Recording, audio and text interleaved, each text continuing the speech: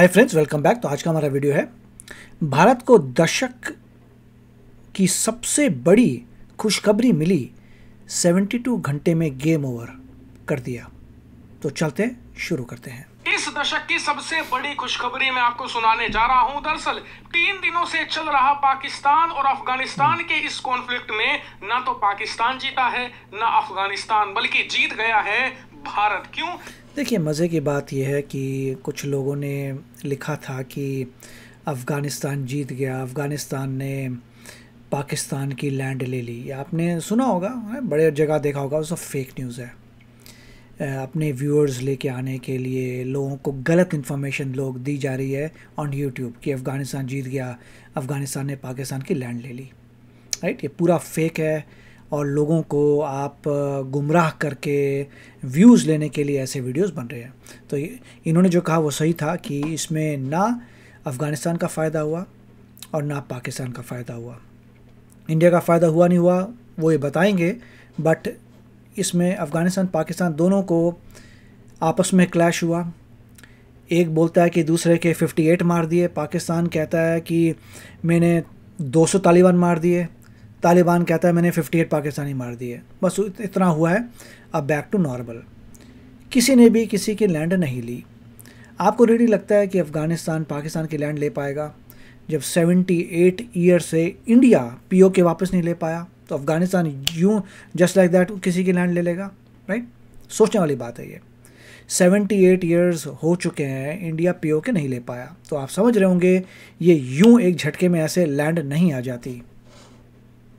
क्योंकि दोनों देशों के बीच में युद्ध तो रुक गया, लेकिन सीज फायर नहीं हुआ है। इसका मतलब क्या हुआ? इसका मतलब इसको दुनिया युद्ध मान ही नहीं रही है। लोग बोल रहे हैं छोटी मोटी स्कर्मिश हुई है, छोटा मोटा क्लैश हुआ है और अभी के लिए बस जिसने जो करना था कर दिया, खत्म हुआ कि फिलहाल। बट ये सही है, अफगानिस्तान ऑपरेशन कर सकता है, पाकिस्तान कर सकता है। तो इनमें ना तो डिक्लेरेशन ऑफ वॉर हुई थी और ना ही को सीज फायर हुआ है। सीज फायर होती है अगर डिक्लेयर हो जाए वॉर डिक्लेयर नहीं हुई, छोटे मोटे क्लैश हुए, दैट्स ऑल। हाल के लिए दोनों देशों ने गोलियां चलानी बंद कर दी हैं, लेकिन किसी भी प्रकार का एग्रीमेंट, किसी भी प्रकार की हाँ, कोई एग्रीमेंट नहीं है, कुछ नहीं, क्योंकि छोटा सा क्लैश है, बस एक दूसरे को थोड़ा सा मार के इधर उधर करके वापस जा रहे हैं। नहीं करी है। और यकीन मानिए ये भारत के लिए ऐसा है जैसे दिवाली पर बम्पर लॉटरी लग गई हो। नहीं समझे? दरअसल पाकिस्तान की जो ईस्टर्न बॉर्डर है, यानी कि भारत के साथ लगी हुई जो सीमा है, वो ऑलरेडी एक्टिव है। कभी भी वहां पर सीज फायर का वायलेशन होता है, कभी भी दोनों तरफ से गोलियां चलने लगती हैं और कभी भी भारत पाकिस्तान में घुसकर एयर स्ट्राइक, सर्जिकल स्ट्राइक, हवाई हमला कर देता है। और इसीलिए पाकिस्तान को हर समय भारत से सटी हुई अपनी सीमा पर लाखों की संख्या में फौजी तैनात करने पड़ते हैं। बल्कि ये कहिए कि 70 से लेकर 80% इनकी फौज और इनकी फौज की ताकत भारतीय सीमा पर तैनात रहती है। वहीं जो इनके बाकी बॉर्डर हैं, चाहे वो अफगानिस्तान के साथ लगा हुआ बॉर्डर हो, चाहे वो ईरान के साथ लगा हुआ बॉर्डर हो, वहां पर इन्हें अपनी सेना ना तो तैनात करनी पड़ती है, ना ही ज्यादा हथियार तैनात करने पड़ते हैं, क्योंकि अभी तक ये दोनों बात सही है, अब उनको करने पड़ेंगे। राइट, देश पाकिस्तान के फ्रेंडली लिस्ट में आते थे। कभी भी बॉर्डर पर लड़ाइयां नहीं होती, ना ही किसी प्रकार का युद्ध होने की यहां पर आसार लगते हैं। लेकिन पिछले 3 दिनों में जो हुआ है, उसके बाद पाकिस्तान ने हैवी सेना की डिप्लॉयमेंट करी है अफगानिस्तान की सीमा पर। यहां तक कि भारतीय सीमा पर तैनात जो टैंक थे, जो आर्म्ड व्हीकल थे, जो सेना के स्पेशल फोर्सेस के जवान थे, भारतीय सीमा से हटाकर वो अफगानिस्तान की सीमा पर भेजने पड़े हैं। क्योंकि 72 घंटों से तालिबानी इस इंटेंसिटी के साथ अटैक कर रहे थे कि पाकिस्तानी फौजी अपनी पोस्ट और चौकियां छोड़कर उल्टे पैर भाग रहे थे और भारी नुकसान। नहीं, ऐसा नहीं है। देखिए, मैंने यही है ना, एग्जैजरेशन समझ सकते हैं कि इंडिया अफगानिस्तान का फ्रेंड है, मगर आप इस बात को एग्जैजरेट नहीं कर सकते कि अफगानिस्तान जीत रहा है। नहीं जीता।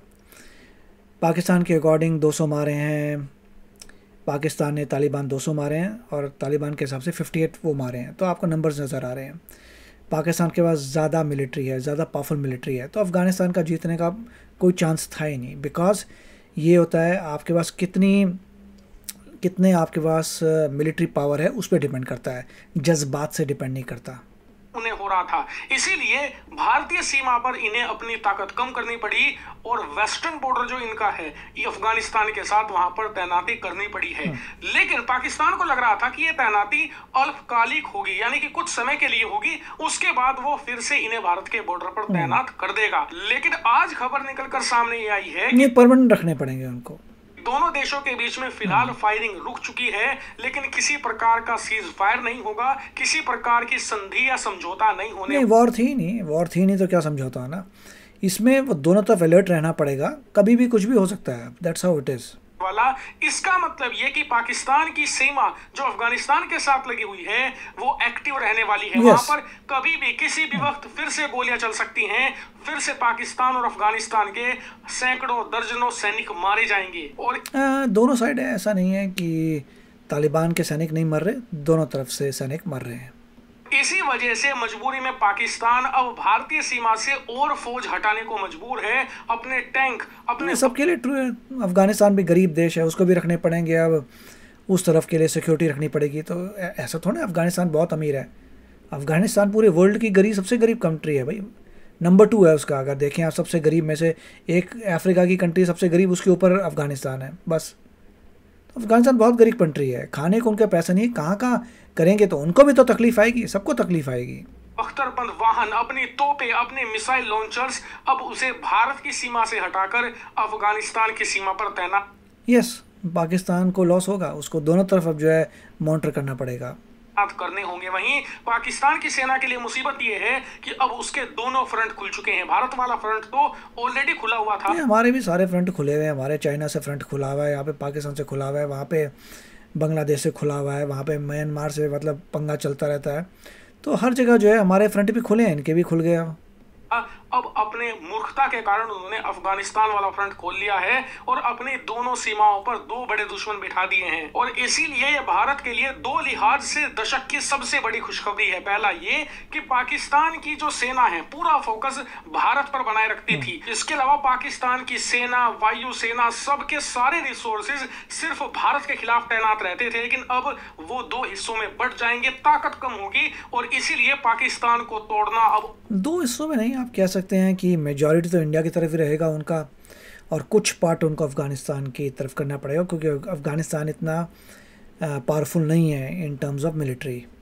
और भी ज्यादा आसान हो जाएगा। दूसरा ये कि भविष्य में हमें ऑपरेशन सिंदूर 2 करना है, तो ऐसी स्थिति में वो तो उसके लिए तो हमारे सभी लोगों ने बोला है, गवर्नमेंट ऑफिशियल्स की वेट करेंगे, जब इंडिया पे कुछ ऑपरेशन होगा तब रिस्पॉन्ड करेंगे। जहाँ तक मैंने सुना था कि वेट करेंगे, अगर पीओ के आपको चाहिए तो आप वेट करेंगे, पाकिस्तान ने कुछ किया तब उसको ज्योग्राफी से हटाया जाएगा और पीओ के लिया जाएगा। वो देखना है कि कब होता है। एक मौका चाहिए होगा और वो मौका देगा हमें अफगान तालिबान, क्योंकि अब तो आप अफगान तालिबान और पाकिस्तान की सेना के बीच में जो फाइट है ना रेगुलर होती दिखोगे हर रोज। पॉसिबल है, रोज तो नहीं मगर पॉसिबल है कि आपस में कुछ ना कुछ रहे उनका।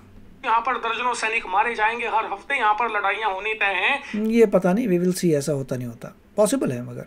इसीलिए भारत को लगातार मौके मिलते रहेंगे और इसी में हमें एक बड़ा मौके का इंतजार रहेगा। जिस दिन वो बड़ा मौका आएगा, जिस दिन दोनों के बीच में बड़ी लड़ाई होगी, उस दिन हम पाकिस्तान पर हमला करके। I don't think so, 78 years हो गए, 78 ईयर्स में अभी पीओके नहीं आया, तो अब कब आएगा वी विल सी। पीओके वापस लेंगे, गोल्डन चांस अब हमें किसी भी पल मिलेगा। लेकिन किसी भी पल मिल जाएगा, this is very good news, let's see. वो एक आध दिन में मिलता है, पीओके नहीं मिलता। आप में से कई लोगों का सवाल होगा, चलो ये तो सब कुछ समझ में आ गया, खुशखबरी भी हमने जान ली, लेकिन सीज फायर क्यों नहीं हो पाई? तो इसका कारण है, कारण ये there was no war, there was no cease fire, कि इन दोनों देशों के बीच में कोई आना नहीं चाहता। सीज फायर तभी होता है जब 2 देशों की लड़ाई में तीसरा देश आए, दोनों को साथ बिठाए और सीज फायर करवाए, लेकिन दोनों ही एकदम यूजलेस है। इसीलिए ना तो चीन आ रहा है दोनों के बीच में, ना रूस आ रहा है, ना ही यूरोप का कोई देश। अरे भाई, 2 दिन की वॉर को वॉर नहीं किया जाता, war stays for a long time, right? 2 दिन की झड़प हुई, that's all there is no war. War होता है, हो रही है लड़ाई, हो रही है, पूरी फुल फ्लेज आर्मी जा रही है, फाइटिंग हो रही है, फुल फ्लेज हज़ारों बंदा लगा हुआ है वहाँ पे बॉर्डर पे, ओ लड़ गए, जगह जगह इतना मार काट हो रही है, वो होता है वॉर। इस कर में छोटी, इसने फायर किया, इसने फायर किया, 2-4 पोस्ट ले ली, उसने 2-4 पोस्ट ले ली, that is not actually war. और वॉर 2 दिन में ख़त्म नहीं होती, वॉर कीप्स गोइंग ऑन। तो this was not even a war, इसलिए there is no cease fire. ठीक है, आपस में रिटेलिएट किया, पाकिस्तान ने बॉम्ब किया काबुल को, टीटीपी को मारने के लिए अफगानिस्तान ने बदला लिया। दैट्स ऑल देयर इज, इसमें कोई वॉर नहीं है। नहीं अमेरिका कोई भी नहीं आ रहा, बल्कि ये जो गोलीबारी रुकी है ये किसी तरीके से जो कतर है उसने रुकवाई है, क्योंकि कतर में पॉलिटिकल ऑफिस है अफगान तालिबान का, उसी से संपर्क किया Pakistan. Yes, in reality Afghanistan के पास इतना पैसा नहीं है कि वो वॉर में लगा दे। अफगानिस्तान ने रिस्पॉन्ड कर दिया, उन्होंने बोला हो गया बस। ने और उसी के जरिए कतर ने पाकिस्तान की रिक्वेस्ट पर यह गोलीबारी रुकवाई है, लेकिन कोई भी किसी भी प्रकार का सीज फायर एग्रीमेंट अभी नहीं हुआ है। और यही पाकिस्तान के लिए सबसे बड़ी चिंता है, क्योंकि देश में लगातार प्रोटेस्ट हो रहे हैं। एक तरफ पीओके में वहां के आम नागरिक पाकिस्तान की सेना के खिलाफ मशाल थामकर खड़े हो गए हैं, दूसरी तरफ पाकिस्तान के जो कई सारे कट्टरपंथी संगठन है जैसे कि टीएलपी, वो यहाँ पर पाकिस्तान की सेना और इजराइल के बीच जो कनेक्शन बन रहे हैं उसको लेकर चिंतित है, इसीलिए वो भी दंगे प्रदर्शन कर रहे हैं लाहौर। काफ़ी अच्छा वीडियो था, वेरी नाइस। इसमें पॉइंट ये है कि यस, इसमें लॉस हुआ पाकिस्तान का, पाकिस्तान की दोनों तरफ फ्रंट्स खुल गई हैं। जिस तरीके से इंडिया की प्रॉब्लम है, इंडिया की मल्टीपल डायरेक्शंस में फ्रंट खुली हुई है, तो वैसा यहाँ पे इनके साथ हुआ है। और अगर कहते हैं कि नहीं तो यह चाइना के साथ हमारी फ्रंट खुली हुई है, पाकिस्तान के साथ खुली हुई है, तो we have already 2 fronts open, और बांग्लादेश की एक और फ्रंट लेने तो 3 तो है ही हमारी। तो उनके हिसाब से भी उनकी जो है फ्रंट्स खुल गई हैं, उससे पाकिस्तान को थोड़ा लॉस होगा, अफगानिस्तान को भी लॉस होगा, क्योंकि अफगानिस्तान अब जो है उसको भी अपनी सिक्योरिटी बढ़ानी पड़ेगी, उसका पैसा उसके पास है नहीं। सो यस, इंडिया का बेनिफिट होता है टू 1 डिग्री, मगर इसका मतलब ये नहीं है कि पीओके अभी आ जाएगा। मुझे लगता नहीं है इंडिया कोई ऑपरेशन करने वाला है, और इट इज़ वेरी अनलाइकली कि इस वक्त जो है हम पूरे वर्ल्ड में एक और इंस्टेबिलिटी लेके आएंगे by doing war. India is not gonna do any war anywhere. India का फोकस है इकॉनमी में, इंडिया का फोकस है चाइना को कैचअप करना in the world of economy. तो आप बताइए आपके क्या विचार है। मिलेंगे अगले वीडियो में, टेक केयर, बाय बाय। तो अगर आप मेरे इस चैनल पे नए हो तो जल्दी से सब्सक्राइब के बटन को हिट करो और बेल आइकन को क्लिक करो, ताकि आपको मेरा जब नया वीडियो मैं लगाऊं आपको उसके बारे में जल्दी से पता चल जाए।